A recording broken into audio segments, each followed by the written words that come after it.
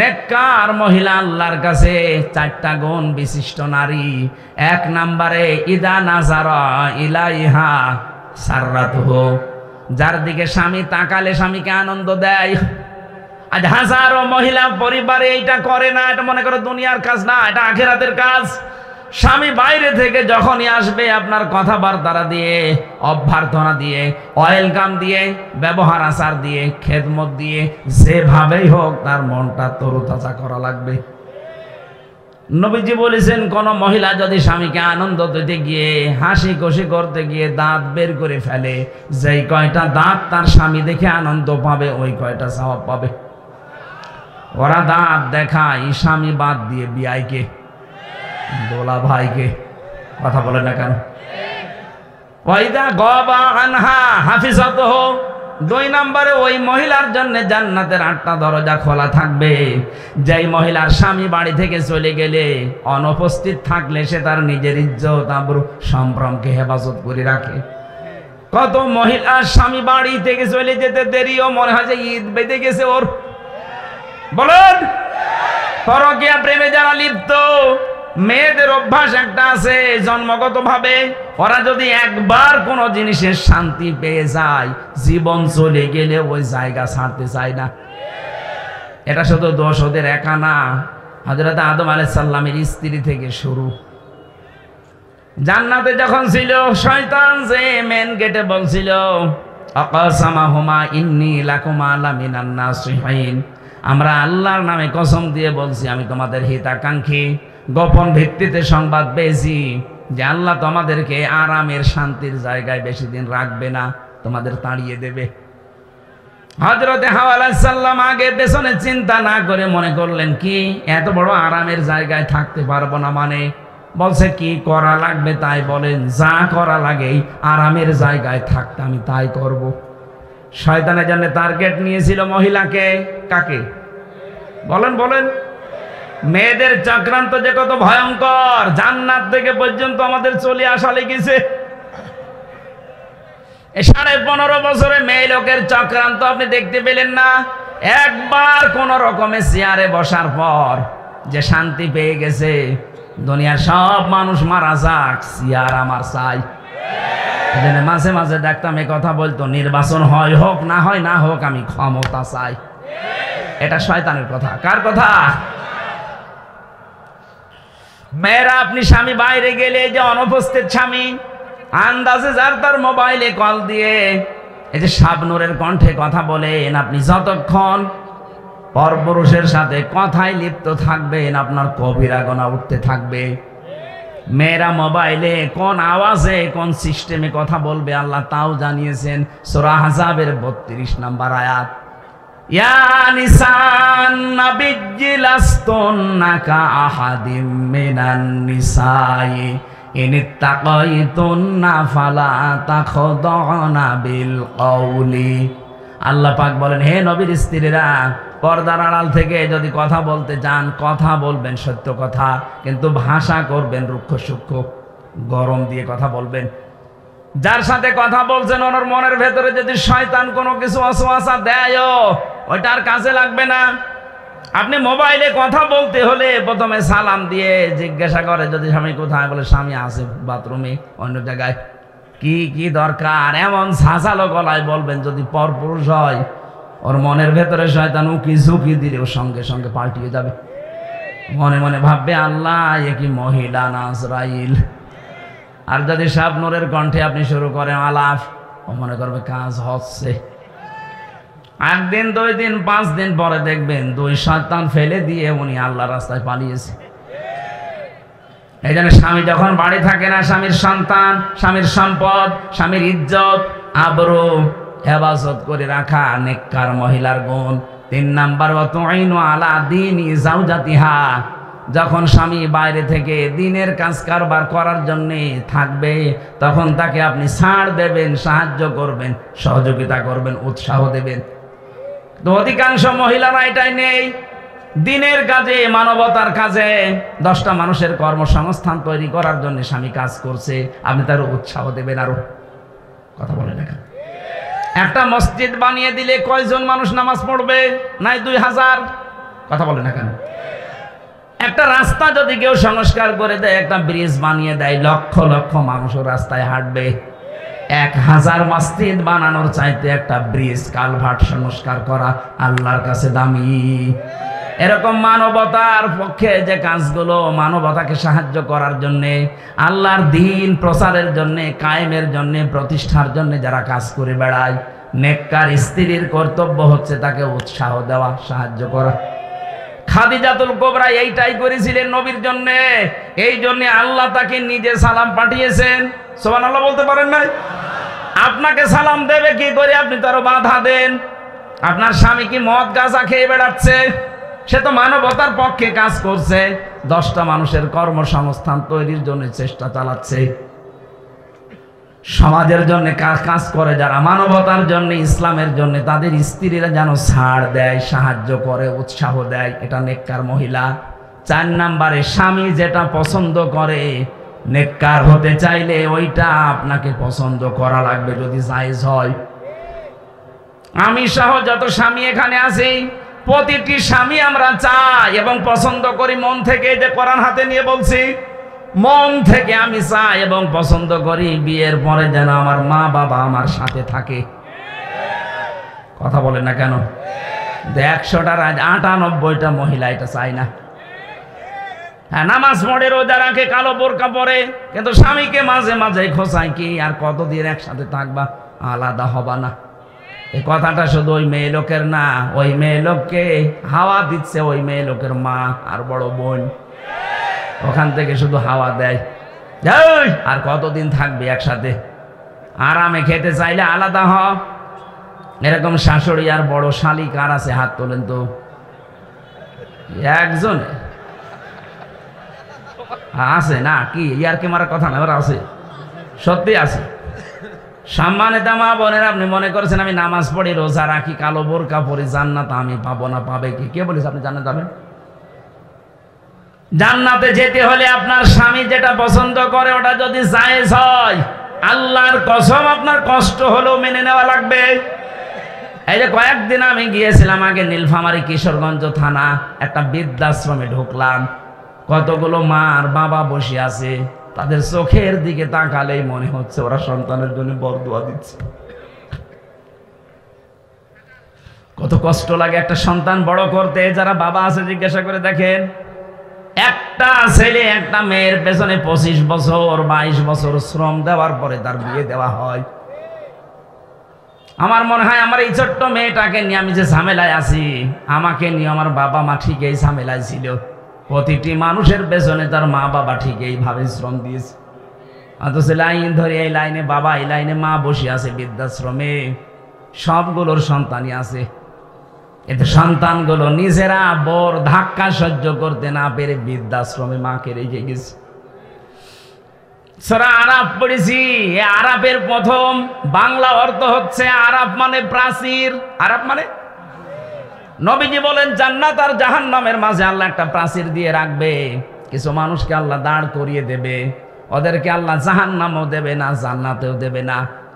সাহাবী প্রশ্ন করলেন, হুজুর জান্নাতে দেবে না কেন?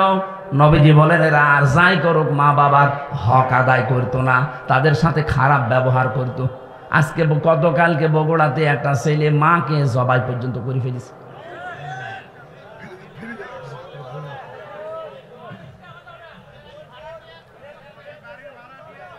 সে যেই হোক, ছড়িয়েছে তো এই সংবাদ। এটা যদি নাও হয়ে থাকে, এরকম জঘন্য কাজ বাংলাদেশ সহ বিশ্বে এখন অনেক জায়গায় হচ্ছে। নিজের মাকে পর্যন্ত জবাই করে ফেলতে পারে যে সন্তান। আমার মনে হয় আরাফ নামক প্রাচীরে অলরেডি দাঁড়িয়ে আছে। সাহাবী বললেন, হুজুর ওরা জাহান্নামে যায় না কেন? বিশ্বনবী বলেন ওদেরকে আল্লাহ জাহান্নামে দিচ্ছে না, কারণ ওরা দুনিয়াতে দিন কায়েমের জন্য চেষ্টা করত। সুতরাং আপনার জীবনের মেন টার্গেট বানাবেন আল্লাহর দিনকে করে জমিনে কায়েম করা যায়। সে যেভাবেই হোক, পদ্ধতি যদি এই দুনিয়াতে আল্লাহর পাঠানো সিস্টেমের বাইরে যায়, ওই পদ্ধতি মানা যাবে না, যেটা জিএমবিরা করে না। ইসলাম কোনদিন এই পৃথিবীতে জঙ্গিবাদ, সন্ত্রাসী, বোমা হামলা এটা সমর্থন করে নাই, করবেও না। এই পৃথিবীর ময়দান শান্ত রাখার জন্য আল্লাহর যে নিয়ম আছে, রসুলের দেখানো যে পদ্ধতি আছে, এইটা অ্যাপ্লাই করে যদি কিয়ামত পর্যন্ত লাগে, দিন কায়েম না হয়, আপনার অসুবিধা নেই, আপনি চেষ্টা করার কারণে বেতন পেয়ে যাবেন। কথা বলেন না কেন? আমাদের চেষ্টা থাকা লাগবে। কি করে? আলা আলাহুল খালকু ওয়াল আমর, এই জমিন আল্লাহ বানিয়েছে, কি করে আল্লাহর জমিনে আল্লাহর দিন এখানে দাঁড় করানো যায়। এটা আমি করতে পারলে ভালো, না করতে পারলো আমার লস নেই। আমার বিকাল 5টা মানে জীবনের শেষ দিনে আল্লাহ আমাকে বেতন দিয়ে দেবে, আর আমার বেতনের নাম জান্নাত। বেতনের নাম কি? এই জন্য আমাদের বিবেকটা আজকে আমাদের কাজে লাগানোর সময়। দুনিয়াতে যাদের বিবেক কাজে লাগে না, কোরআনের ভাষায় সূরা আনফাল 22 নম্বর আয়াত, ইন্না শাররাদ দাওয়াবি ইনদাল্লাহিস সাম্মুল বুকুমুল্লাযীনা লা ইয়াকিলুন। দুনিয়াতে যাদের বিবেক কাজে লাগে না, আল্লাহ বলেন, হে নবী, ওদেরকে মানুষের মতো দেখতে মনে হলে ওগুলো জানোয়ারের চাইতেও খারাপ। আমি বারবার বলছি কেন শব্দটা? কারণ 15.5 বছরে যারা ছিল, একটারও বিবেক কাজে লাগে নাই। আপনার যদি বিবেক ন্যূনতম কাজে লাগতো, বিনা ভোটের এমপি হয়ে আপনি বুক ফোলাতে পারতেন না? আপনার লজ্জা করতো না? জনগণ আমাকে নির্বাচিত করে না, আমি পরিচয় দিই করে যে আমি এমপি। আপনার বিবেক কোথায় গিয়েছিল? কুকুরে পোশাক করেছিল বিবেকে? সারা দুনিয়া ধিক্কার দিয়েছে 15.5 বছর, এরপরও মাটি কামড়িয়ে সিয়াদ ধরে পড়ে আছে। আল্লাহ এত বড় লাথি দিয়েছে, এখন আদালতে নিতে গেলেও দেখি লাথি খায়। কয়েকদিন আগে ইনো একটা লাথি খেয়েছে না? শুধু ওরে না, যারা জালেম ছিল প্রত্যেককে লাথি দেওয়া দরকার। এগুলো তো দুনিয়ার লাথি, আখেরাতের লাথি পড়ে আছে। ফেরেশতারা ওদেরকে ফুটবলের মতো পিটাবে। জালেম আমরা কোনোদিন যেন না হয়ে যায়। আলাহুম আযানুল্লাহ ইয়াসমাউনা বিহা, যেগুলো শোনার তোমরা শোনো না। কি হয়েছে? কান দিলাম, শুনতে চাও না কেন? উলাইকা কালানাম, এই 3টি ইন্দ্রিয় শক্তি যাদের দিলাম, যারা কাজে লাগায় না, এই মানুষগুলো জানোয়ার। কে বলছেন? বলেন বলেন। আপনি নিজেকে এবার নিজে প্রশ্ন করে দেখেন তো। আল্লাহ আপনাকে বিবেক দিয়েছে, চোখ দিয়েছে, কান দিয়েছে। যাদেরকে দেয়নি তাদেরটা বাদ দিলাম, কিন্তু যাদের দিয়েছে আপনি কি জবাব দেবেন? এক অন্ধ আমার সাথে খাবার খাচ্ছিল, হঠাৎ দেখে বিদ্যুৎ চলে গেল। আমরা চিল্লা পাল্লা আরম্ভ করেছি। অন্ধ আমার হাত চেপে ধরে বলছে, হুজুর চিল্লান। মাত্র 1.5 মিনিট 2 মিনিট কারেন্ট চলে গেছে, আপনি চিল্লাচ্ছেন। অথচ আজ 42 বছর আমার জীবনে কারেন্ট নেই। আল্লাহ যদি চোখটা সত্যি আপনাকে না দিত, কি হইতো বলেন তো? আপনার জীবনে কত লাতি গোতা, কত মানুষের অপমান অপদস্থ সহ্য করা লাগতো। এই জন্য কাজে লাগান। এটা যদি দেখার শক্তি পেয়েছেন, শোনার শক্তি পেয়েছেন, বিবেকটা আল্লাহ দিয়েছে, পাগল বানায়নি। সত্যি যদি কাজে লাগাতে না পারেন, আপনি আল্লাহর কাছে জানোয়ার। আল্লাহ বলেন, বালুহুমা দল, তার চাইতেও তুই আমার কাছে নিকৃষ্ট। উলাইকা হুমুল গাফিলুন, তুই গাফেল। আর গাফেলের জন্য আল্লাহর বানানো বাগান জান্নাত নেই। মেয়েদেরকে যে 4টা কথা বললাম, যখনই স্বামী আপনার দিকে নজর দেবে, স্বামীকে খুশি করবেন। স্বামী বাইরে গেলে হেফাজতে রাখবেন নিজের লজ্জাস্থান, নিজের সন্তান, স্বামীর সম্পদ। 3 নম্বরে স্বামীকে সাহায্য করবেন, মানবতার কাজে, দিনের কাজে উৎসাহ দেবেন। 4 নম্বরে স্বামী যেটা পছন্দ করে, যদি জায়েজ হয়, কষ্ট হলে ওইটা সাপোর্ট করবেন। আল্লাহ মেয়েদের এই 4টা গুণ যদি অর্জন হয়, নবীজি বলেন জান্নাতের 8টা দরজায় আল্লাহ তার জন্য উন্মুক্ত করে রাখবে। আজকে আমাদের জীবনে আল্লাহ যেন পুরাটা সেট করে দেয়, বলেন আমিন। বিবেক যদি কেউ কাজে লাগায়, সে রাস্তা হারাবে না। আর বিবেক কাজে লাগে না, এই জন্য এ দেশটা হারিয়ে গিয়েছিল। 15.5 বছরে যারা ছিল, বলেন তো ওদের বিবেক কি ছিল না মরে গিয়েছিল? মরে গিয়েছিল। নাই তো জীবিত মানুষ পিটিয়ে ছাড়া তার লাশের ওপরে ড্যান্স দিতে পারে, এ কি মানুষ বলা যায়? পশুও তো এত নিচে নামে না। কথা বলে না কেন? সুতরাং যারা আমরা এসেছি, আমরা আশা করছি আমরা মানুষ, আদমের সন্তান, আশরাফুল মাখলুকাত। আদমের সন্তান 2 প্রকার হয়, একটা সুসন্তান, একটা কুসন্তান। আবু জেহেল, আবু লাহাব, উতবা, সাইবা, ফেরাউন, হামান, এরা ছিল কুসন্তান। এরাও আদম সন্তান। এরা কি সন্তান? আপনি এখন বিশ্বের দিকে তাকান, গুগলে সার্চ দেন, 6 জন মানুষের নাম গণহত্যার তালিকায় ভেসে আসবে, তার ভেতরে যিনি পালিয়েছে ওনার নামও আছে। তার মানে উনি গণহত্যাকারী, এটা স্বীকৃত, তামাম দুনিয়া এখন জানে। যেইভাবেই হোক চলে গেছে, আলহামদুলিল্লাহ। কথা বলেন না কেন? কাকে ধরে না এই দেশে? এটা ফকির পর্যন্ত বাদ যায় না। ফকিরও তা আমার মনে হয় ভিক্ষার পরে চাঁদা দেওয়া লাগতো। এই কথা বলেন না কেন? ফকিরের চাঁদা দেওয়া লাগতো না? কি অবস্থা বানিয়েছিল দেশটাকে। জাহান্নাম কেমন হবে আমরা শুধু পড়েছি, দেখি নাই। আজকের তেলাওয়াত কিন্তু আয়াত ওই সংক্রান্ত কিছু কথা আছে, আমরা যদি টাচ দিতে পারি দেবো ইনশাল্লাহ। কিন্তু 15.5 বছরে ওরা দেশটাকে জাহান্নামের মতোই বানিয়ে ফেলেছিল। হঠাৎ করে আল্লাহ দৃশ্য পাল্টিয়ে দিলেন কেন? আমি 1500 বছর আগে কোরআনে কারিমে সেই কথা আল্লাহ জানিয়েছেন। 2024 সালের 5 আগস্ট আমার তো মনে হচ্ছে যে মিলে গেছে। একটু দেখেন সূরা আনআম 44 নম্বর আয়াত। আল্লাহ পাক বলেন, ফালাম্মা নাসুমা যুকিরু বিহি ফাতাহনা আলাইহিম আবওয়াবা কুল্লা শাইইন। যখন মানুষগুলো আমার আদেশ ভুলে গেল, তারা ক্ষমতা নেওয়ার আগেই বলেছিল ক্ষমতায় যেতে যদি পারি মদিনার সনদে দেশ চালাবো। পুরাটা উল্টিয়ে তারা মোদির সনদে দেশ চালিয়েছে। মদিনার সনদ বাদ দিয়েছে, মোদির সনদ যুক্ত করেছে। বগুড়াবাসী কোরআনে কারিমের আয়াতের কথা ছিল, যখন আল্লাহর আদেশ তারা ভুলে গেল, তখন তাদের নিয়ামতের যত দরজা আল্লাহ নিজে খুলে দিলেন। আমরা দেখতে পেয়েছি 2006 সালের 28 অক্টোবর পৃথিবীর ইতিহাস যারা পাল্টিয়ে ফেলেছিল। কি যিনি পালিয়েছে উনি এখনো পর্যন্ত দেশে আসার আকাঙ্ক্ষা পেশ করছে, অথচ তারই নির্দেশে সারা দেশ থেকে লগি বৈঠা নিয়ে মানুষ পিটিয়ে হত্যা করা হয়েছে রাজধানীতে। এর আসল মাস্টার মাইন্ড, এর হুকুমদাতা হিসাবে উনি দায়ী। কথা বলে না কেন? ডাইরেক্ট ইনডাইরেক্ট মানুষ মেরে ফেলার জন্য বহু চেষ্টা দুনিয়াতে উনি চালিয়েছে।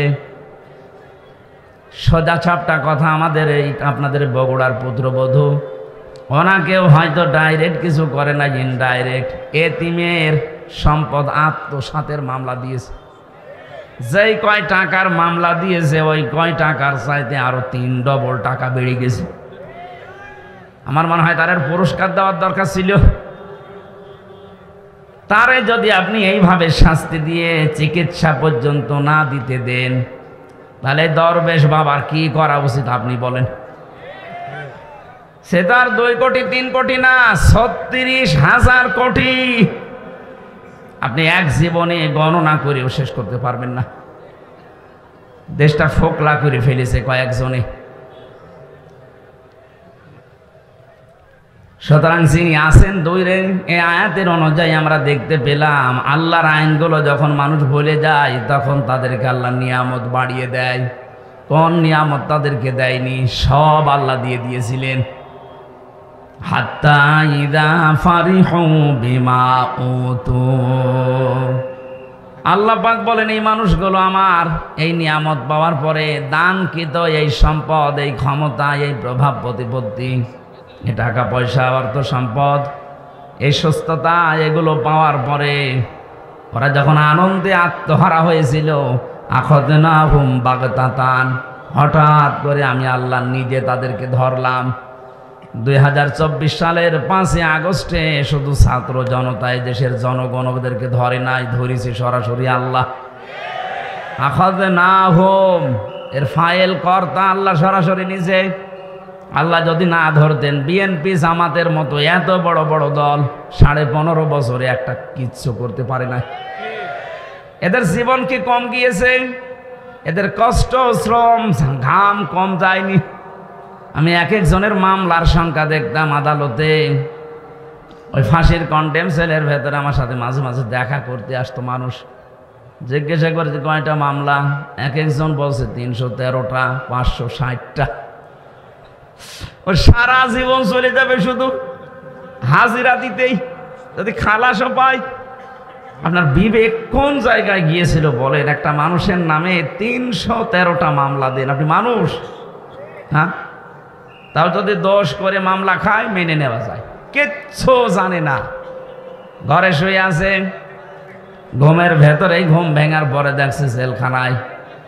কি গো, তুই গাছ কেটেছিস কোন সময়? স্বপ্নে। এই কথা বলছে না কেন? এরকম স্বপ্নে মামলা ছিল না দেশে? হাজার হাজার ছিল।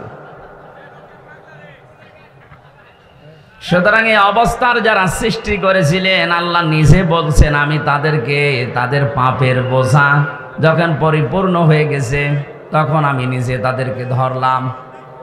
বাগতাতান শব্দটা কোরআনে আছে। আকস্মিক ভাবে তাদেরকে এমন ভাবে ধরেছি, ওরা যে দুপুরের খাবার খাবে সে সময়টাও পায়নি। আল্লাহ পাক বলেন ফাইদা হুম মুবলিসুন, এমন অবস্থায় তাদেরকে ধরেছি যে তারা হতাশ হয়ে গেল, নিরাশ হয়ে পড়েছে। এরা যে হতাশ নিরাশ, এদের চেহারার দিকে এখন তাকালে আপনি টের পাবেন। জেলখানায় আমরা যাইনি, যতবার আমাকে আদালতে নিয়েছে কই ওদের চাইতে অপমান আমাদেরকে আরো বেশি করেছে। ওদেরকে তো দেখছি মাথায় এখনো দড়ি দেয়নি, আর আমাদের মাথায় দড়ি দিয়ে নিয়েছি। তো চেহারার ভেতরে আমাদের হতাশা ছিল না, কারণ আমরা মজলুম। আর এইগুলো সব জালেম। চেহারার ভেতরে দেখেন কোরআনের আয়াত অনুযায়ী আল্লাহ হতাশা দিয়ে ভরে দিয়েছে। মানুষ দেখলে আবেগে একটু আনন্দ করবে, কি একটু পচা ডিম মারতেছে, কথা বলে না কেন? ফাকতিয়া দাবিরুল কওমিল্লাযিনা যালামু, আল্লাহ পাক বলেন জালেমদের শিকড় কেটে দেওয়া হয়ে গেছে। সুতরাং এখনো যারা আশা করে আছেন যে না মা আসতেছে, এই আশা বাদ দেন, কারণ জালেমদের শিকড় কেটে দিয়েছে কে? কিন্তু এই ৮-৯ দিনে আমরা কিছু ষড়যন্ত্র দেখতে পাচ্ছি। যারা পালিয়ে গেছে এরা এখন বাইরের বিভিন্ন মোড়লের কাছে ধর্ণা দিচ্ছে, আর এই মিথ্যা কথাটা তারা জানাচ্ছে যে আমরা নির্বাচিত ছিলাম, আমাদেরকে উৎখাত করা হয়েছে। এটা তাহা মিথ্যা কথা। 15.5 বছরে যারা ছিল ওরা যে নির্বাচিত ছিল এ কথা শয়তানকে বললে সেও বিশ্বাস করবে না। আপনি বলেন, ঘোড়াকে জিজ্ঞাসা করেন, ঘোড়া হাসবে। একটা কথা বললে, কারণ নির্বাচিত হওয়া লাগে যে পদ্ধতিতে, আল্লাহ সে পদ্ধতি কোরআনে কারিমে সূরা হজের ৭৮ নম্বর আয়াতে দিয়েছেন। হুয়া জিতাবাকুম, আল্লাহ বলেন আমি তোমাদেরকে নির্বাচিত করি লক্ষ লক্ষ নবীর উম্মত থেকে, তোমাদেরকে আমি আল্লাহ নিজে নির্বাচিত বাছাই করেছি। তাহলে নির্বাচিত করার দায়িত্ব কার? পদ্ধতিকে নির্বাচিত করা লাগে যে পদ্ধতির মাধ্যমে, ওটার বাংলা নাম নির্বাচন। বাংলা নাম কি? জবাব দেবেন একেবারে ছাত্রের মতো বললাম। নির্বাচিত হয় মানুষ যে পদ্ধতিতে, নাম কি? আপনি একেবারে নিরপেক্ষ দৃষ্টিতে দিয়ে বলেন তো, এই 15.5 বছর নির্বাচন হয়েছে? আপনি কেন এই মিথ্যা কথা ছড়াচ্ছেন? কাদের সিম্পিতি আবার পেতে চান? সারা দুনিয়া জানে যে আপনি নির্বাচন ছাড়াই ছিলেন, কারণ 154 জন নির্বাচনের আগেই ঘোষণা দিয়েছেন। কথা বলেন না কেন? দিনের ভোট আপনি রাতে করে নিয়েছেন। কিভাবে বলেন যে আমি নির্বাচিত ছিলাম? একটা হাজি মানুষ এত বড় মিথ্যা কথা আপনি বলতে পারলেন? হ্যাঁ, আপনার মেয়ে আপনার ছেলে যদি বলতো আমরা কিছু মনে করতাম না, কারণ তারা মিথ্যা বলে। কি আপনি একটা হাজি মানুষ হয়ে মিথ্যা বলেন, তামাম দুনিয়ার মানুষ কি মনে করবে? এ হাজি মনে হয় মিথ্যাই বলে। কাকে যখন ডিম পাড়ে দেখবেন কোকিলের, ও মনে করে কেউ দেখতেছে না। আপনি যে মিথ্যা বলছেন মনে করছেন কেউ জানে না, তামাম দুনিয়া এটা জানে যে আপনি মিথ্যাবাদী। আমার তো মনে হয় যত বছর বয়স ওনার, এতটা সত্য কথা জীবনে আছে কিনা আমার সন্দেহ লাগে। কি কথা বলেন? এই যে এই দুইটা কথা তার প্রমাণ। আপনি বলছেন আমি নির্বাচিত, আরে নির্বাচনিত হয়নি, কিসের নির্বাচিত? বাংলাদেশে যে নির্বাচন হয়নি, আমার সাথে ওসি ছিল জেলখানায়, আমারে মাঝে মাঝে এসে বলতো, হুজুর দেখেন তো আমার তওবা হয়েছে কিনা। কিভাবে তওবা করলেন?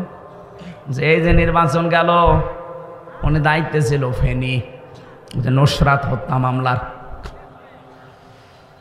সে নির্বাচনের রাত 12টার পর থেকে আমার যা দলবল আছে এদেরকে সাথে নিয়ে আমি আল্লাহর নামে ভোট কাটা আরম্ভ করলাম। হ্যাঁ, এই যে কোরআন শরীফ আমার সামনে, এইভাবে বলছি, আমি আল্লাহর নামে ভোট কাটলাম। ফজর পর্যন্ত কাজ শেষ করার পরে এটা জমা দিয়ে দিলাম বাক্স। গোসল করলাম, ওযু করার পরে 2 রাকাত নামাজ পড়লাম। এবার আমি নামাজ শেষ করে বললাম আস্তাগফিরুল্লাহ, হুজুর আমার তওবা হয়েছে। আপনি তো আল্লাহর কাছে দোষ করেননি যে আস্তাগফিরুল্লাহ পড়বেন, আপনি দোষ করেছেন হামজার কাছে। কথা বলেছেন না কেন? একটা এমপি বানাতে হলে 3.5 লাখ থেকে 4 লাখ মানুষের রায় লাগে, ভোট লাগে, আর আপনি সবারটা একাই দিয়ে দিলেন আর বলছেন হুজুর আমি আস্তাগফিরুল্লাহ পড়লাম। আগে আমার মতো 4 লাখ হামজার কাছে যে স্বীকার করবেন, বলবেন যে আমার ভুল হয়ে গেছে, এখন কি করব বলেন। তারা যদি মন থেকে বলে ঠিক আছে মাফ করে দিলাম যান, তাহলে আপনি মাফ পাবেন। কথা বলেন না কেন? ভয়ঙ্কর বিষয়ে এই কয় বছরের ভেতরে অনেক হামজা দুনিয়া থেকে বিদায় নিয়েছে, আপনি তাদের কাছে মাফ চাবেন কি করে?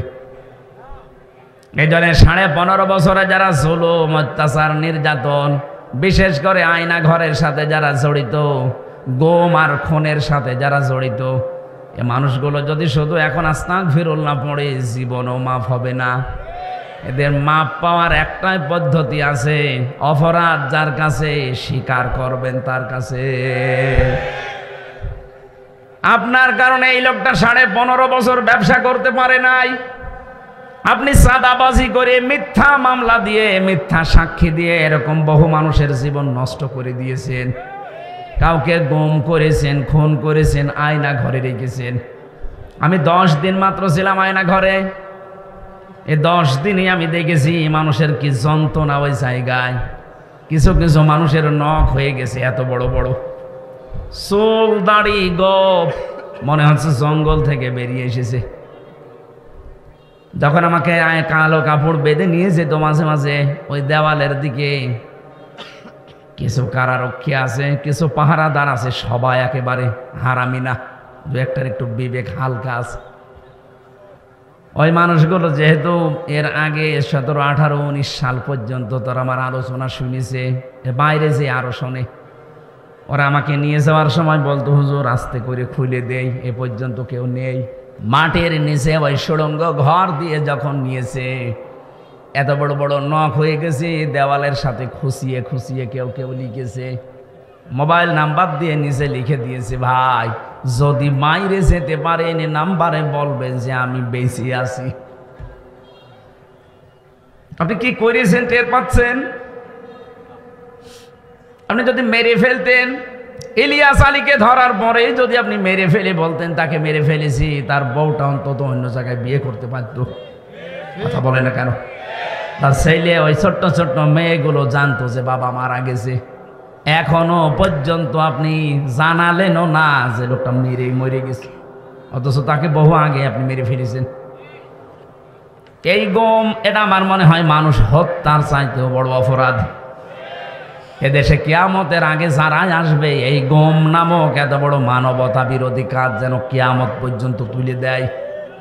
আপনি মেরে ফেলেন একটা মানুষকে তার অপরাধের জন্য, আপনি গম করবেন কোন কারণে? কত ক্ষতি হয় জানেন? এটা আমার 10টা দিনের ভেতরে আমার বাবা, মা, স্ত্রী, আমার 2টা মেয়ে পাগল হয়ে গেছে 10 দিন মাত্র। মুফতি ফখরুল আমার সাথে ছিল, উনি আমাকে বলতো, ভাই হামজা তোমার সাথে কি করে আমি জানি না, আমার এই পায়ের ভেতর দিয়ে হাত দিয়েছে, এভাবে বসিয়ে পায়ের ভেতরে হাত দিয়ে সামনে যে লোহার ব্যারিকেড দেওয়া আছে ওর সাথে হাত বেঁধে হ্যান্ডকাপ দিয়ে লাগিয়ে দেয়। আরে ভাই 2 মিনিট, 5 মিনিট, 10 মিনিট না, বছরের পর বছর। কাউকে আমি 8 বছর, 10 বছর, 14 বছরের মানুষ দেখেছি ওখানে। 14টা বছর একটা মানুষ, এদিকে 1.5 হাত, এদিকে 3.5 হাত, এতটুকু একটা ঘর, কোনো আলো বাতাস নেই। একটা মানুষ জানে না যে এটা কোন বছর কোন সাল চলছে, কি মাস এটা, কি বার এটা, কয়টা বাজে ওর কিচ্ছু জানা নেই। 2-5 দিন 10 দিন থাকলে তো মানুষ পাগল হয়ে যাওয়ার কথা। আমি তো প্রায় হাফ পাগল হয়ে গিয়েছিলাম। অথচ আপনি আসেন 14 বছর। আমার মনে হয় এই দেশের 18 কোটি মানুষকে মানুষ যদি যিনি পালিয়ে গেছে ওনাকে মাফ করে দেয়, ব্যারিস্টার আরমানের বউ জীবনও মাফ করবে না, এম ইলিয়াস আলীর বউ জীবনও মাফ করবে না। আপনি ওই জায়গায় থাকলে বুঝতে পারতেন কি করেছেন। এ কঠিন অবস্থাগুলো আপনি তৈরি করলেন, আর এখন বলছেন আস্তাগফিরুল্লাহ, আল্লাহ আমাকে মাফ করে দেন। আল্লাহর কাছে আপনি অপরাধ করেছেন, আপনি অপরাধ করেছেন আমাদের কাছে। কথা বলেন ঠিক কিনা? যাদের কাছে অপরাধ করেছেন, যদি সত্যি আপনি জালেম হয়ে থাকেন, আপনি নিজেও জানেন আপনি জালেম কিনা। অপরাধ যার কাছে স্বীকার করবেন তার কাছে। কিভাবে স্বীকার করবেন? যে বলবেন যে ভাই আমার মাফ হয়ে গেছে, ভুল হয়ে গেছে, না, এই 15.5 বছরে তার যে বিশাল ক্ষতি করে ফেলেছেন, ওই ক্ষতিপূরণ আগে তাকে দেবেন।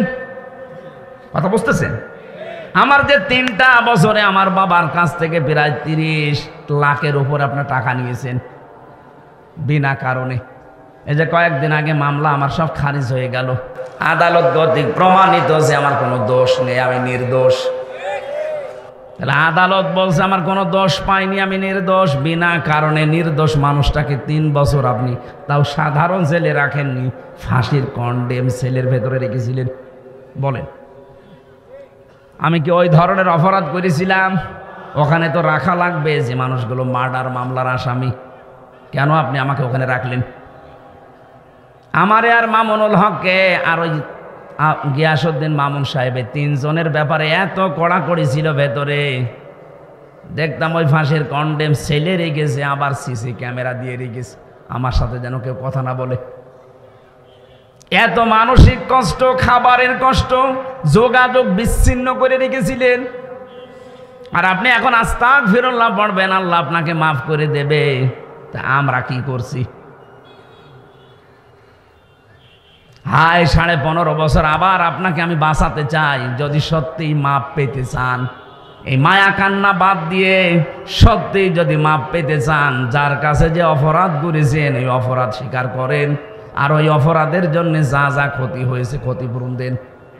কাউকে মিথ্যা মামলা দিয়েছেন, মিথ্যা সাক্ষী দিয়ে তাকে 5 বছর জেল খাটিয়েছেন, ওই 5 বছরে তার যে বিশাল ক্ষতি করে ফেললেন, ওই ক্ষতিপূরণ আপনাকে দেওয়া লাগবে। আমার মনে হয় এই তাওবা যদি বাংলাদেশে আরম্ভ হয়, আগামীতে যারাই রাষ্ট্রনায়ক হবে, আগামীতে যারাই দেশ নায়ক হবে, তারাও চিন্তা ভাবনা করে দেশ চালাবে। কথা বলেন না কেন? আর এই তাওবা যদি না হয় দেশে, এ পৃথিবীতে সন্ত্রাস মুক্ত করা কখনোই সম্ভব হবে না। মানুষের ভেতরে যে আছে, এ দিন দিন এদের অপরাধ প্রবণতা বাড়তে থাকবে। আমরা আশা করি আজকে থেকে অপরাধ যার কাছে করবেন, ক্ষমা চাবেন তার কাছে।